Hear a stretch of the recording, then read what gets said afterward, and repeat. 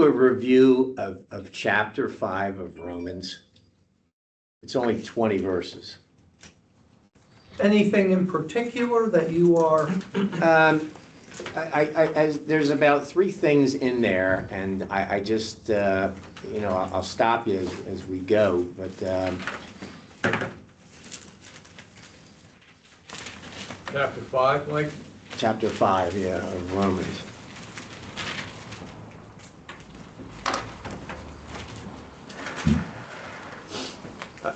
How about like verses 12 to 16? So, okay, because there's really 2 different sections. There's the beginning part of it that goes up to 11, that's dealing with the answer. If you look at Romans, first of all, there's 3 sections of Romans. Everybody's clear about that, right? Yay or nay? Nay. Yeah. All right. Romans has 3 sections, chapters 1 to 8. Chapters 1 to 8 is the theology of salvation. The theology of salvation. It is about the theoretical underpinnings of salvation. It is trying to explain how it works in the theoretical realm. How is God able to save people theologically? Romans 9 to 11 is the problem of Israel. Now you're talking about all in chapter 5 or the... No, I'm talking these are all chapters. Oh, okay. Chapters 9 to 11 is the problem of Israel. What's the problem of Israel? Well, God gave them all kinds of promises. Are those promises gone now? No. Is it all over for Israel? Did God toss them out on the dump heap? Some people say yes. And there are people today who say that. And Paul says absolutely not. First of all, there are people from Israel that are always being saved. But second of all, there is going to be, and this is what the end of 11 is all about, there is going to be a national revival of Israel. And we may be seeing the underpinnings of that right now. I was talking with someone, it's no secret that we are losing young people in Christianity around the world. According to Barna, from the Barna Group, huge amounts of young people, and there's questions. He's pausing some. I've read things of over 90%. I've read others that are 70% of young people who grow up in an evangelical Bible-believing church have utterly rejected their faith by the age of 22. 2/3 to 90%, maybe 95%. We are losing our young people at an alarming rate. The practicing Jews are not. You're talking Orthodox here, right? I'm talking conservative/Orthodox. Those who are actually practicing Judaism. Not cultural Jews, not Reformed.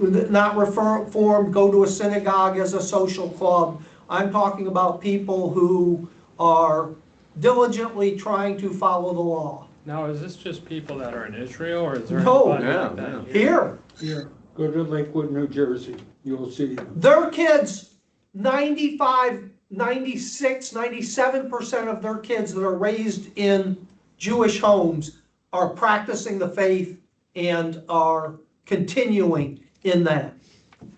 It's insane. Why do I say that? Because in Revelation it talks about the 144,000 who are what? Virgins. They are young Jews who are undefiled. I don't think that the defilement is merely sexual. They are undefiled in their thinking. How many kids that grow up in churches today, by the time they're a young adult, a young man, a young woman, are undefiled emotionally, intellectually, spiritually, and physically? Virtually none. Very, very, very few. They're being purified while the church is falling into sin. And that's what Romans chapter 11 addresses, that we have been grafted in until the time. Preparation for the Gentiles. That's problem of Israel, 9 to 11. Then 12 to 16, the last 4 chapters, they are the practical application of salvation. If you got the theory or theology of salvation in 1 to 8, you get the practical application of it. The stuff that says you just can't go on living like a godless person and claim to be saved.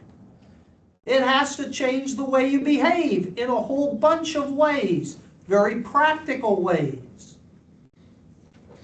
Okay, we all set on that? Yeah. So when you look at chapter 5 in that first section, you've got to do a little bit of thinking, because that first section, chapters 1 to 8, is broken down into several sections.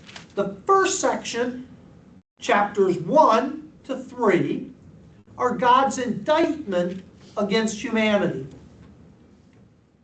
God's indictment against humanity. In other words, why do you need salvation? Well, because, as the conclusion says, there is none righteous, no, not one. No one understands. No one seeks God. No one. All have sinned and fall short of the glory of God. And he lays out there's 3 groups in that. Who are the 3 groups that are stand accused before God? Well, Romans the Jews, 1. The Gentiles. Romans 1, pagans. I.e. idolatrous, wicked, living for sin pagans.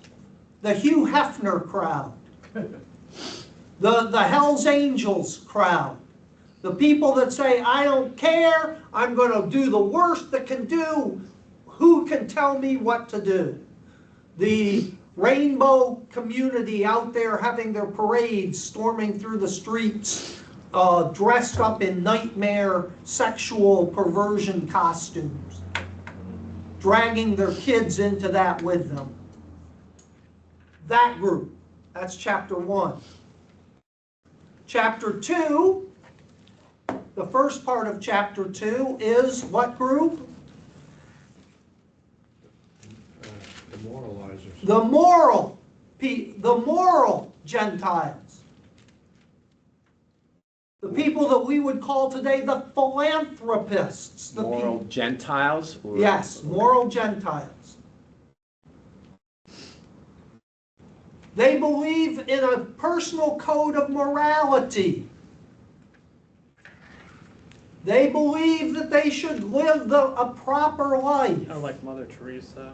Mother Teresa, who claimed to have Christian underpinnings, but more in line with that would be someone like, same era as Gandhi? Gandhi. The Greek philosophers of Paul's day, the Platos and the Socrates, the men who talked about living a moral life, doing good, being a good person, helping your fellow man. Was Socrates, and were they after Christ or Before. before? I believe that Socrates was a believer. Yeah. That's because he believed in one God, right? He was executed for being a monotheist, believing in one God, who was not a physical embodiment like Zeus, but was the creator of the whole universe. And they killed him for it. But he was before Christ. Yes. What? Although Almost 300 years. although the Jews believed in one God. That's true. But again, you've got to go with how much light God gives. God judges by how much, and when Thank you're you. faithful to what you know, that what more could he know in that day than that there's one God and you have to serve him faithfully? No, stay off my chair. No. Paul, you're broadcasting.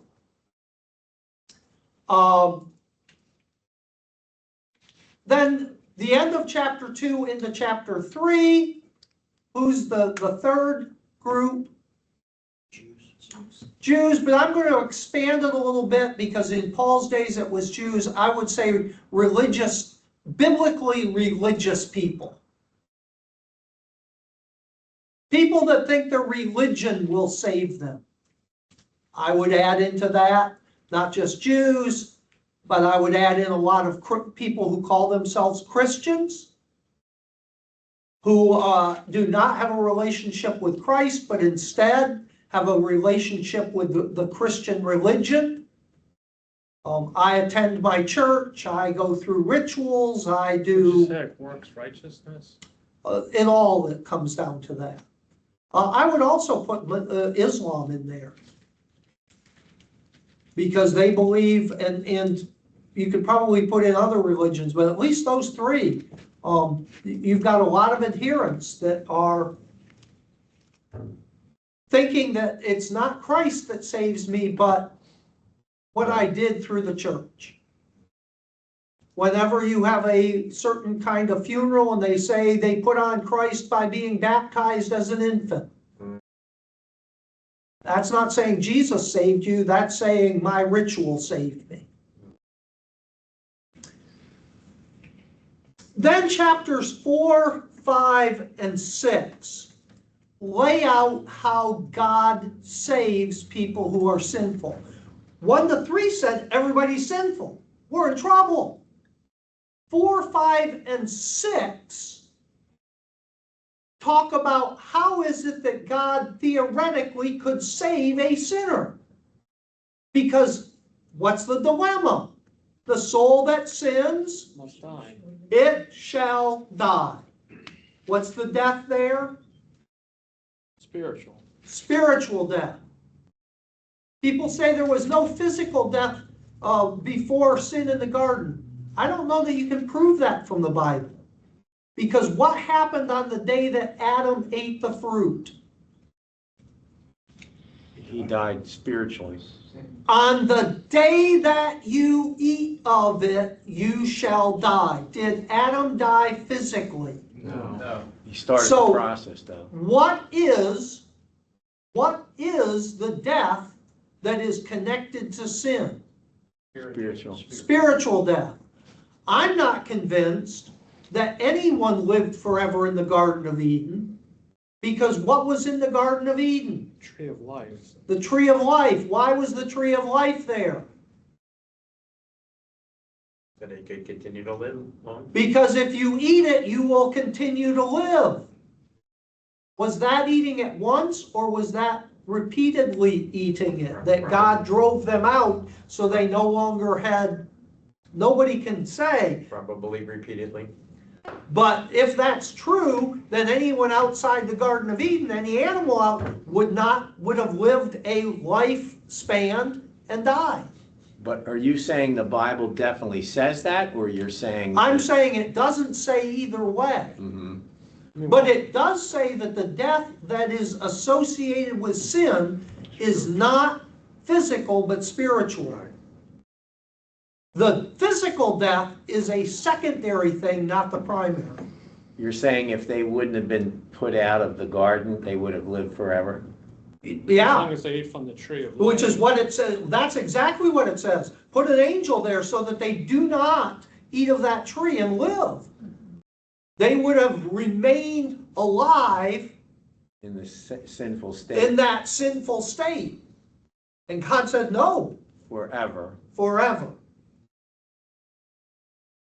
So, the problem is sin. How does God save someone? Well, if you look in the beginning of 5, verse 6, you see at just the right time when we were still powerless, Christ died for the ungodly. The end of verse 8, while we were still sinners, Christ died for us. So, he is dealing with this thing that his death paid for my sin. Does that make sense so far? Yeah. All right, so let's now come to this part in 12 where it starts about the death through Adam. Jesus as the second Adam, or maybe it would be more accurate to say the un-Adam. Because Adam took us into sin, the un-Adam takes out of sin. He is the reverse of Adam. Could we say the second Adam? We can, but it's more than just numerical. Second sounds like here's number 1 and here's number 2. It's more than that. It's not just there was a first Adam and a second Adam. There is the Adam that takes us down, and there is the un-Adam that cancels what Adam did. Now, why is he called the second Adam? Because he's a whole different being. Because what is Adam? The first Beginning of life. He is the Preference for man. first human being. He is the first of humanity. What is Jesus? Savior. He's God and human. And he's that God not and man. thinking about his godhood. What is Jesus? He's the first one of us. He is the first who is born spiritually through the resurrection. That's where it talks about Christ, the first fruits. He's the first resurrection. Everyone else who's resurrected afterwards. So that's why he's referred to as Adam. He is the founder of this new line of humanity. But isn't the first Adam had no need to be born again, so was he already in that stage of... He did need to be born again. Well, he did after he sinned. After he sinned. Right, but he didn't when he was made. If he wouldn't have sinned, right, he would have just been... Theoretically, yes. But in God's whole plan, because if you go to Revelation, I'm right over in Revelation. Um,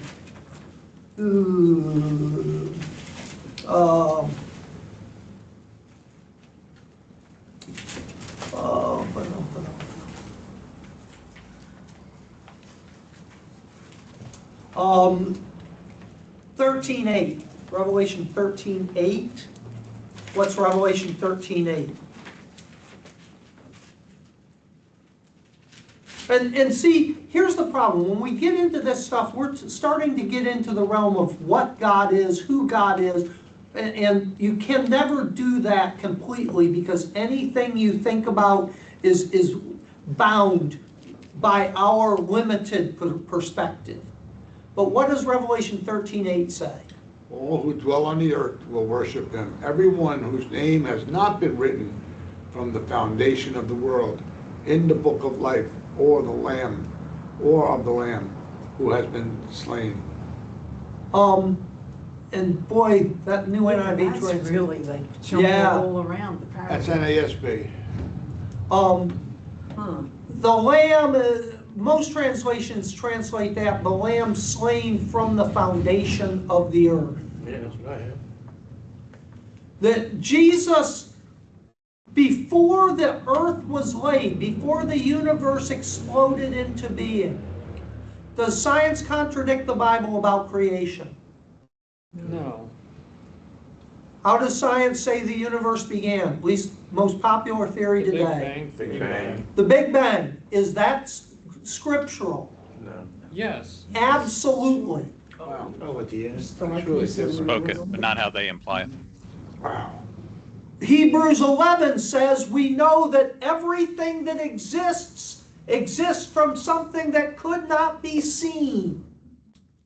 What's the Big Bang say? That everything in the universe was the size of a pinhead. And it exploded into being in a single instant when time, matter, energy, all exploded into being. So the entire universe sprang out of something that could not be seen. That's exactly what Hebrews 11 says. Exactly. But before that happened, Jesus was already slain.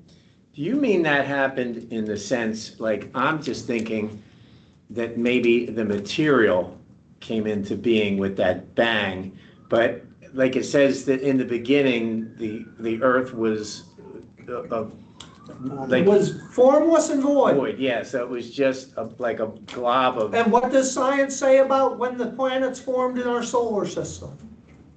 That the earth was formless and void. Empty of everything except the material things. And they cannot explain how life began on that. You can talk about evolution from now till the cows come home, but nobody can tell you how life began.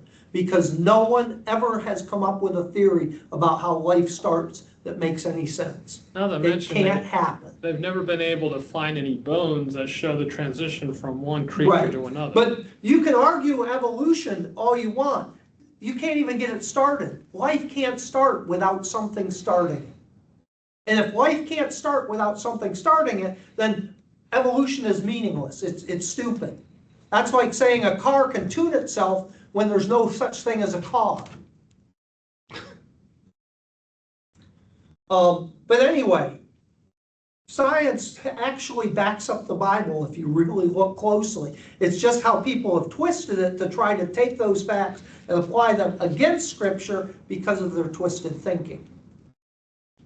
So, before all of that, Jesus died. So Jesus is not plan B. Here's my point. Jesus is not plan B.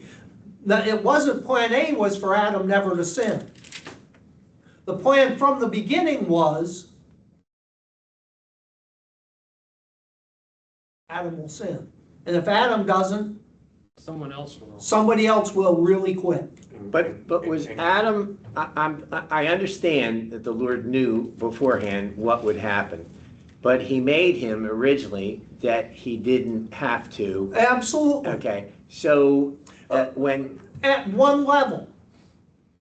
But since God could have created any world he wanted, could he have created a world where he knew in advance Adam would never sin? sure, Of course, Did he choose not to create that world? sure. Yes. So therefore God, that's why God says, I create the darkness and the light. And the evil, I create good And and evil. Because God's taking responsibility that he made a world where he knew from the beginning evil would exist. What existed with Satan in heaven before even anything The was formed? potential for him to fall. Could God have made a world where Satan never fell? Yes. Yes, but he chose not to. But He he- chose to make a world. but he didn't make Satan bad, he No. didn't make Lucifer bad in one iota, so he had no he had no inclination, right? Because he Did he have inclination? He didn't have any His sin free will. controlling him. yeah, he had free But will. what was his inclination towards evil? Same one we have. Well, he still allowed him in heaven. Pride. Pride. He made him He with made the him- kind of He made him pride. without pride, right? But He had the kind of pride that would twist. Is all pride wrong? Well, then, Is no. all pride wrong? No. No. So pride isn't necessarily sin. Paul says, do your own work so you can be proud of what you're doing and not dependent on someone Yeah. else. There's a justified pride. I think all sin is a twist of a gift from God. Yeah. But he made Satan so knowing that he would do that when he could have done otherwise. Right. So God's saying, at some level, I bear responsibility for that. Because he made him that he could. Yeah. And why did he still allow him to prowl around heaven?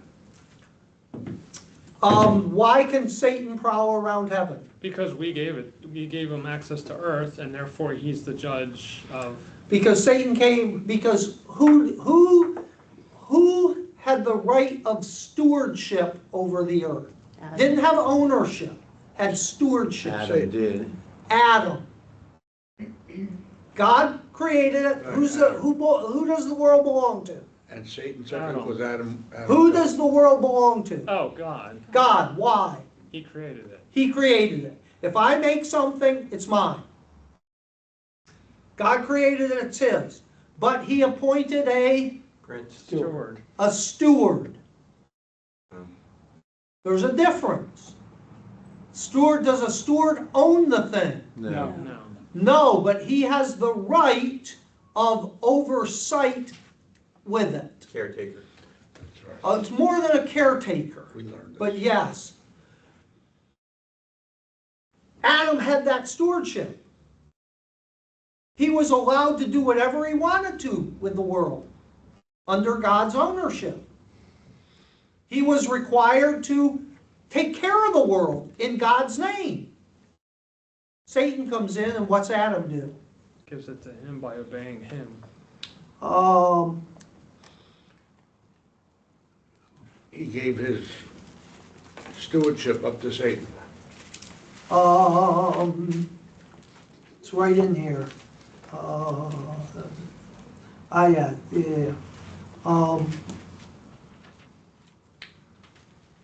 Where is it? I can't find it. There we go.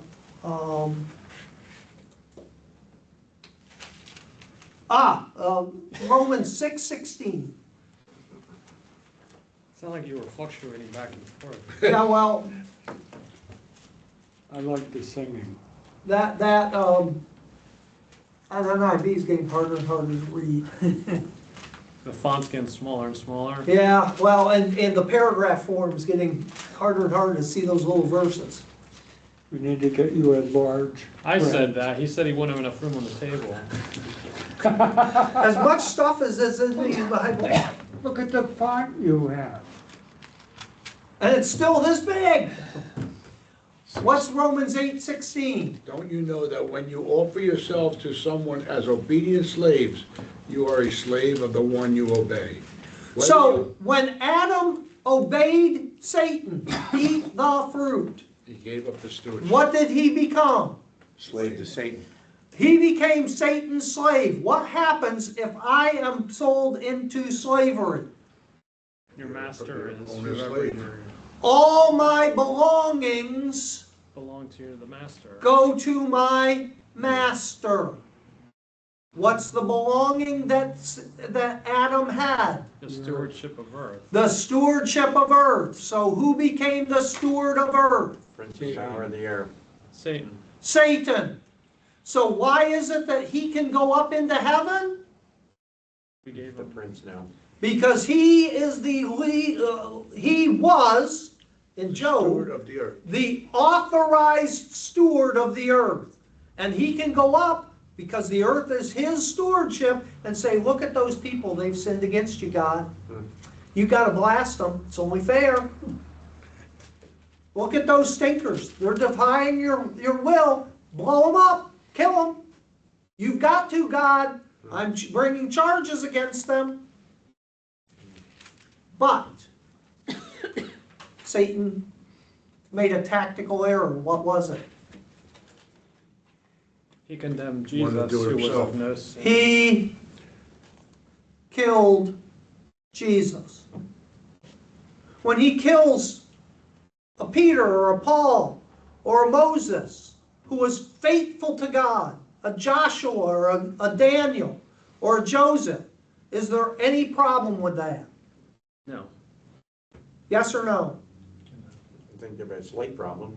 Nope, no problem. Why? They're sinners. Because no matter how holy they are, no matter how faithful they are a Sinner. sinner. And the soul that sins, Must die. Can I ask you one question? Yeah. That verse, sound like you said 8:16, it's 6:16, right? no, 8:16. 8:16. 8:16. 8:16. No, it was No, 6:16. 6:16. I'm sorry, you're right. He That said makes a lot more 6:16. sense. There it is. Okay, thank you. Yeah, He sorry. did say 8:16. I He said did. 8:16 later. We know what you meant. I'm getting confused. Yeah, What is it? 6:16. 16. Thank you. So, thank you. So, he kills Jesus. What's the problem? Did not sin. He's not a sinner. Jesus didn't sin, so when Satan killed Jesus, he broke his Rules. stewardship because he defied the owner. The owner says the soul that sins it shall die, not the sinless soul.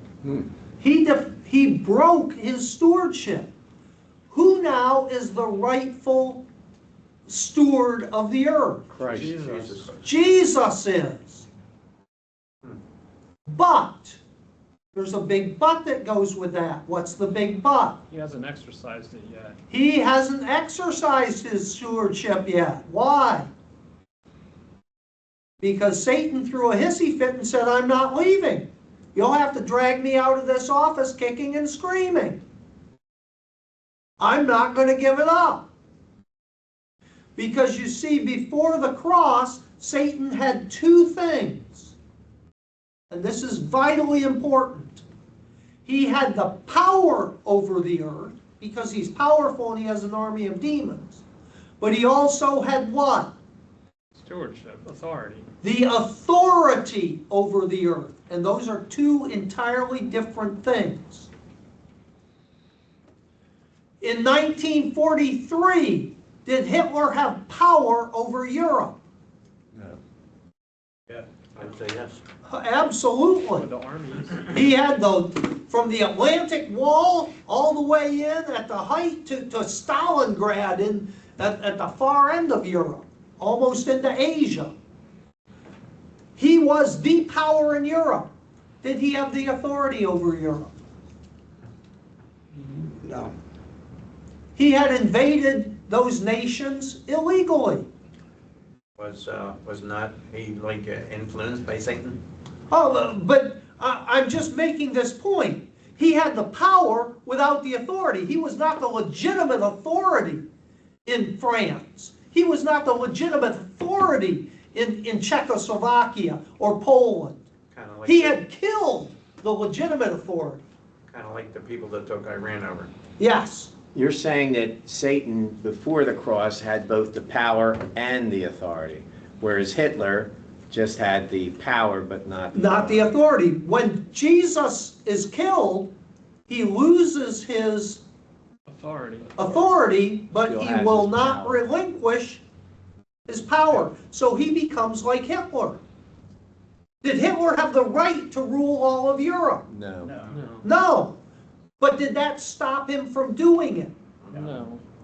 We're trying. We needed someone with What more did it power. take to stop him from doing it? Someone with greater power. Somebody had to go in and physically remove him by force. A lot of people. The Russian army, the American army, the British army, the Free French army, the one Israeli tank, the Polish volunteers. Took a lot of people to take him out of power. Satan still holds power without authority. I know we're going off a field, but It's all right. this is important to understand all that. If you go over to Revelation again, look at what happens in chapter 10 of Revelation.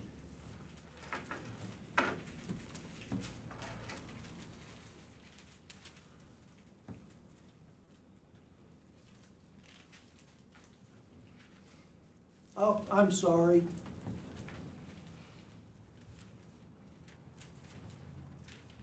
That's the different one. I've got to find the other one. There's two of them. It's actually 5. Revelation 5. Yeah, I'm sorry.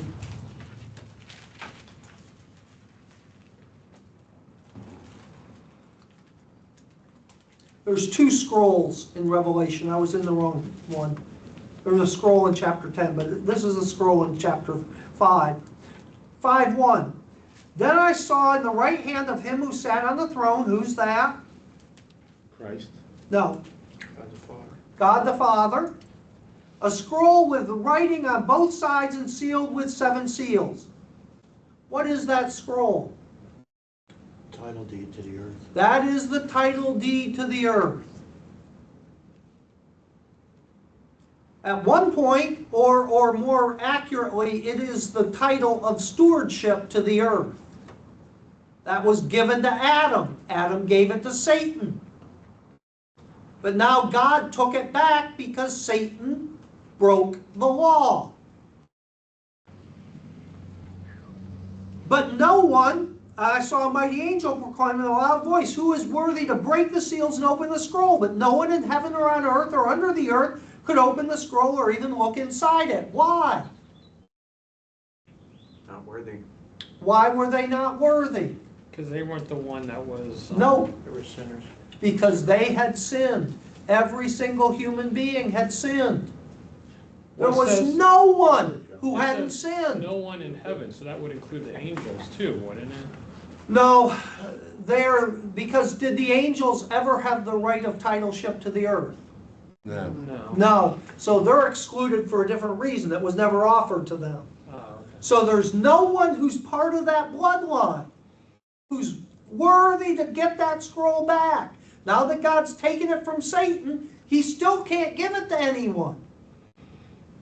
But he goes, I wept and wept because no one was found worthy. Then, verse 6, then I saw a lamb looking as if it had been slain, standing in the center of the throne, encircled by the 4 living creatures and the elders. And it gives the description. Verse 7, he came and took the scroll from the right hand of him who sat on the throne when he had taken it, etc., etc. And they sing that song, you are worthy to take the lamb, take the scroll and open the seals. What happens the moment he opens that seal? He takes authority. He now takes authority over the earth. And what is his first act as the one who has authority? Take back the earth from Satan. I'm going to drive the usurper off the throne. Satan has stolen it. He no longer has the authority. He still has the power. I'm going to take it back. And what does he begin to do?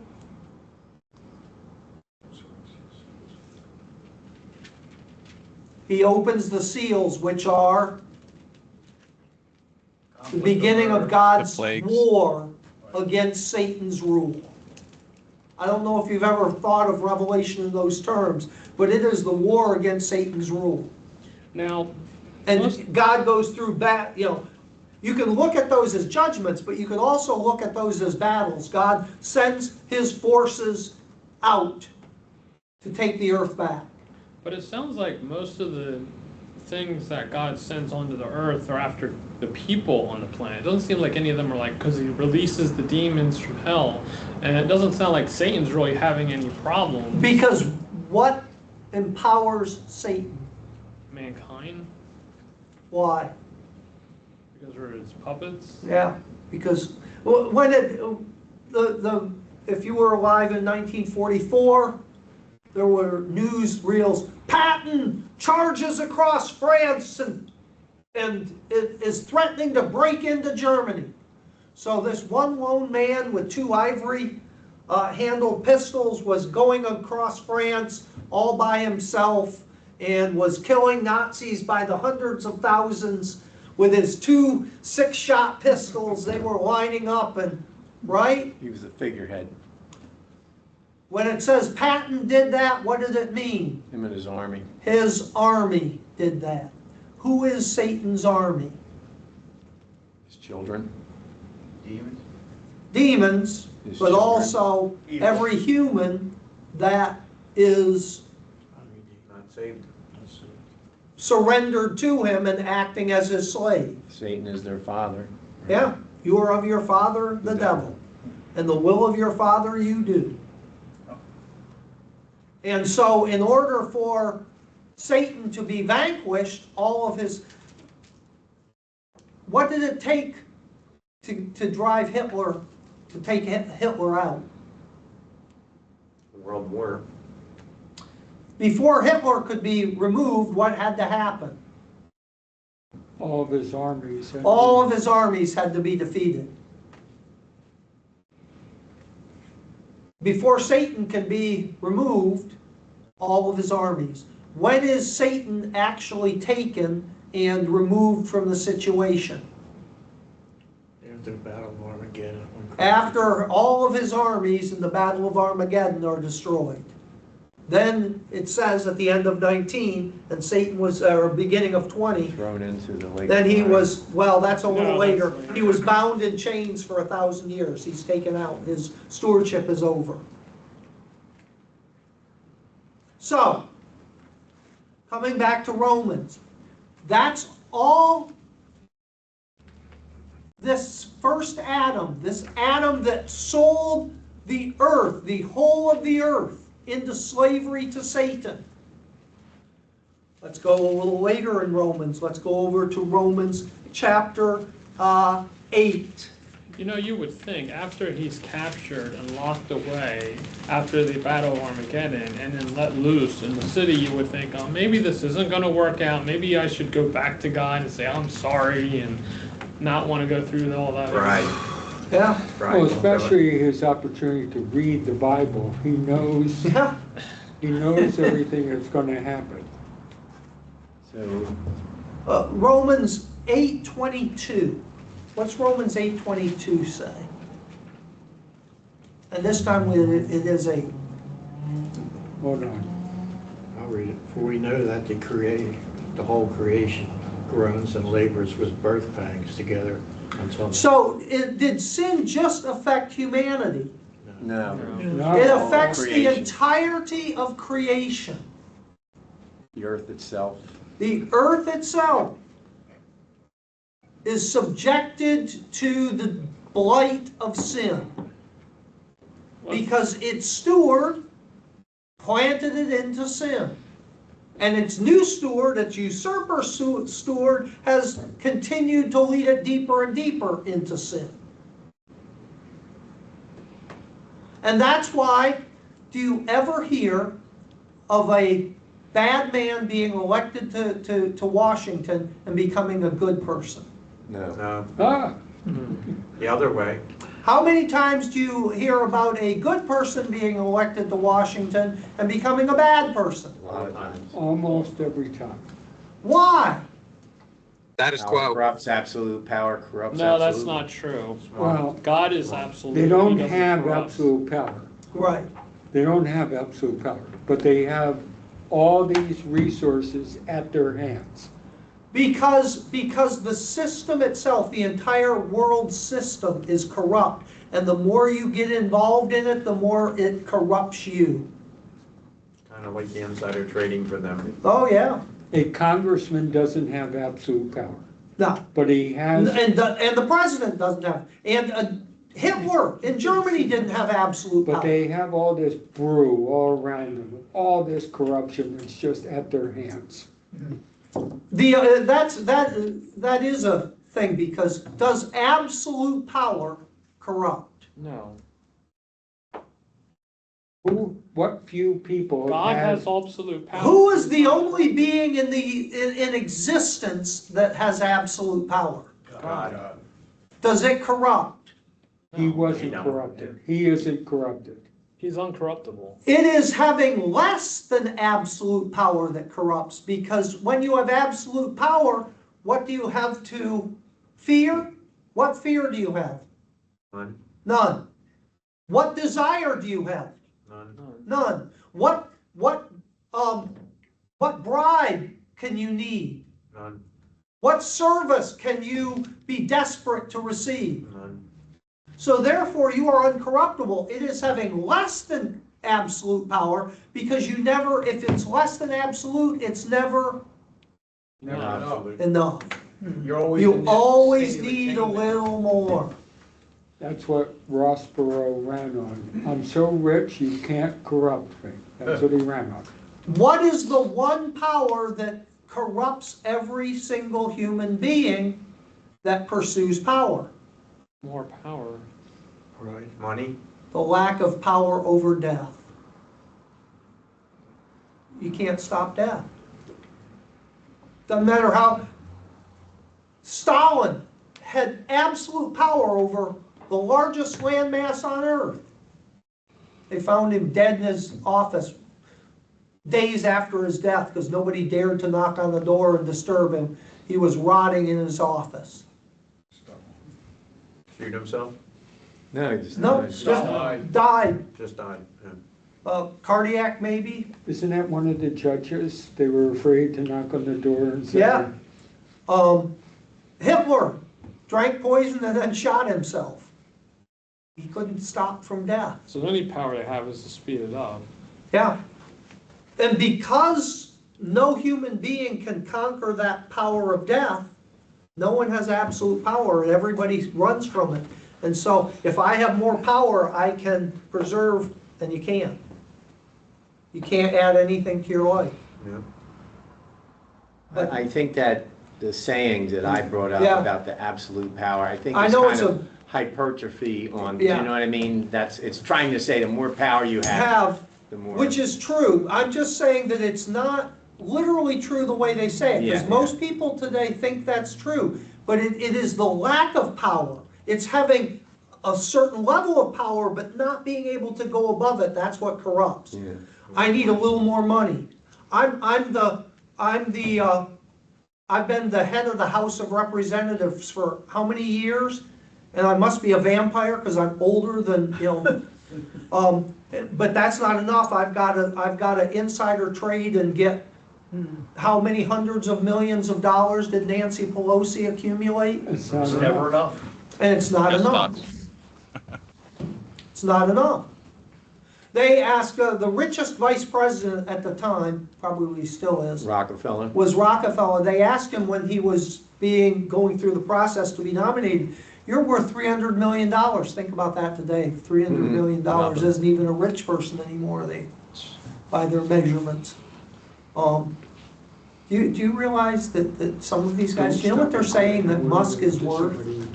Yeah, like almost $1 trillion now, right? Right. Or something like that. Yeah, at least $500 billion, maybe more. It reaches boggling things. But they said, how much is enough?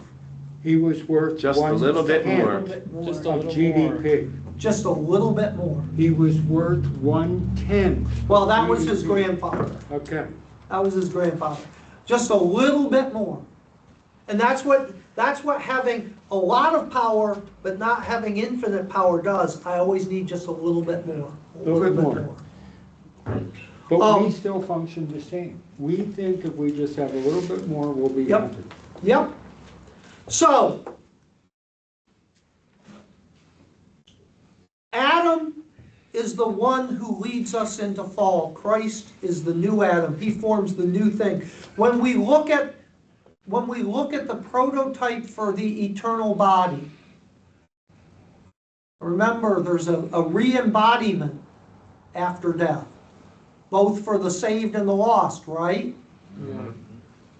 Because what does it say will happen in 1 Thessalonians 4 at the rapture? Changed in a twinkling of an eye. The dead will rise, but it says Jesus will bring the dead with him. I had a professor say, see, the Bible contradicts itself, and I laughed in his face and said, you're an idiot. I didn't say that. What I said was, you do not understand the scripture.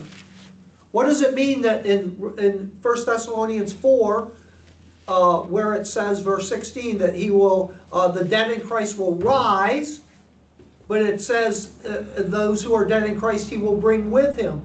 How can you do both? One spirit and soul, and the other's the body coming out of grave. Spirit and soul return with him. The The body body. rises to meet them and are reintegrated. There is a embodiment. What's it mean to be in heaven without a body? I don't know. You don't know. Some guy on TV that says he knows doesn't know.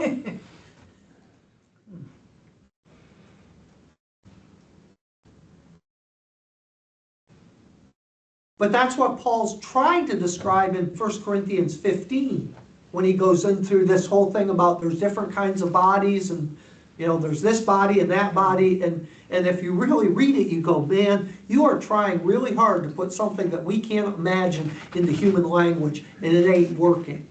because we just can't grasp what you're saying.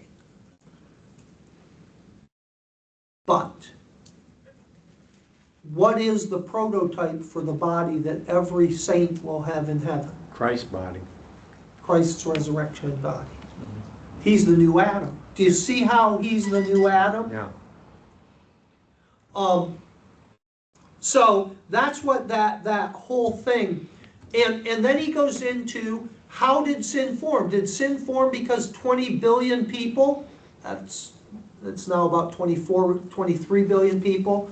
How many people have there been alive in the whole history of the human race? Maybe 23 billion. Is it because 23 billion people chose to sin? No. One matter. Why is salvation available? Because 23 billion people said, I want salvation? You see the parallel. And that's what he's getting to over in verses 18 and 19. One man brought this, one man brought the problem, one man brings the solution. Would, and I see part of the question, I'll just have to ask it at a later day, but would you say that if Adam and Eve, and that, I guess this is really conjecture, but do you think that Adam and Eve might have had a testing period and then it would have been over? Or would they always, I think that being in a physical form is always, and that's why does God simply repopulate the earth? What do you mean by simply?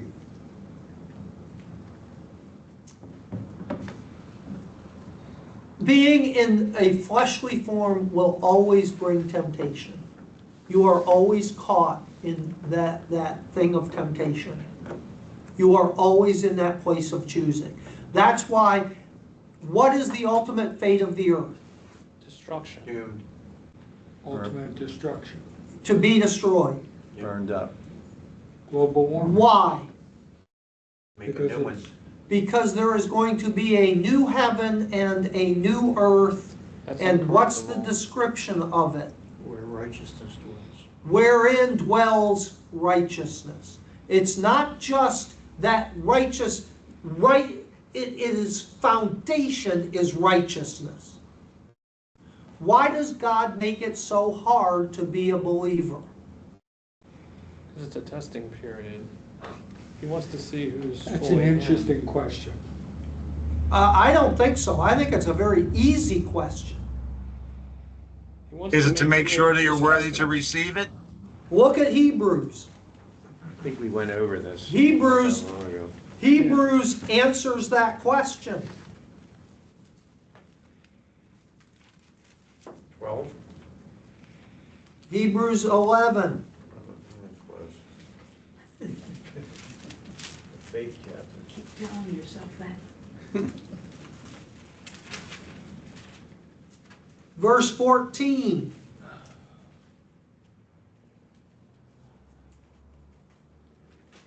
He goes from the specific. He's been talking about Moses, and now he's talking about Abraham, Noah. Or he's going to talk about Moses. And he says, people who say such things, they admitted they were aliens and strangers on earth. They gave up earthly advance for the kingdom of God. People, now this is general. This isn't just Abraham. This isn't just Noah. This isn't just Moses. This is anybody. People who say such things show that they are looking for a country of their own. If they had been thinking of the country they had left, they would have had opportunity to return. Instead, they were longing for a better country, a heavenly one. Therefore, God is not ashamed to be called their God, for he has prepared a city for them. Every person in heaven is in heaven. Why? Yes, Jesus died for them. But why are they in heaven and not other people? Because they were looking for it. Because they had opportunities to go back and rejoin the world. And they said, no. And that's why Jesus says over and over again, he who Is faithful. endures Till the end to the end shall be saved. will be saved or shall be saved. Because every person in heaven chose it, not as the default position, not as, oh gee, I guess I'll take this. No, they had many opportunities to turn around and walk away, and they persevered. That's why Hebrews 10 says, you have need to persevere. Then after you've done the will of God, you'll receive the promise. So therefore, no person in heaven there will be no threat in the new heaven or on the new earth that a person will say, I'm done, I'm going to become the next Satan. Because they had every opportunity to do that throughout their lifetime. Why is it that at the end of the 1,000-year reign, Satan is released on earth again? Because the people that were babies when they grew up, they didn't have a choice. Because every person that was part of that millennial kingdom is going to be given a choice to turn around and go in the other direction. You can follow Satan if you want to, and after 1,000 years of the beauty of Christ's reign, what do a whole bunch of them do? Turn to Satan. They follow him. Because every person in heaven is there because they chose it, not as an easy choice, but as a hard one. Yeah. Does that make sense? Yeah. Can I ask you one question? You maybe 15 minutes ago, around that, you mentioned verses 18 and 19. What book was that in chapter? Romans 8 Romans. was that Romans 8 about the world is the whole world is groaning? That was 8:22. Oh, that's 8:22.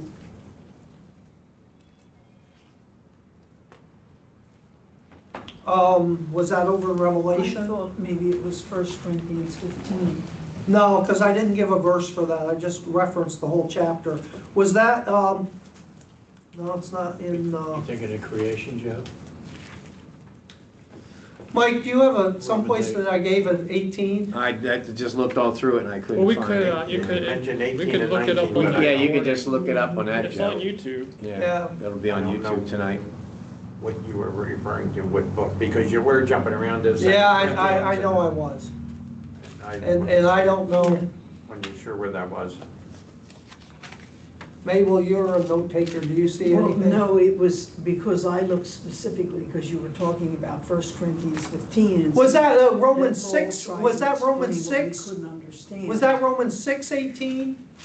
No. It was Romans 6:16, right? Yeah, 6:16. Yeah. And Where First reckon the suffering Thessalonians Yeah, is that's- 4:16 that and one I got down. 17. Oh, yeah, that's what it was. 1 Thessalonians 4, 16 to 18. Yes, rapture. Yeah, First Thess. 1 Yeah, and then he Thessalonians. went from that to talking about how Paul tried to explain it. 4:16 to 18. Yeah. Thank you. All right. This is really tough stuff to wrap your head around. But when you understand this, you understand. People often say, end times is really deep. No, it's not. It's complicated.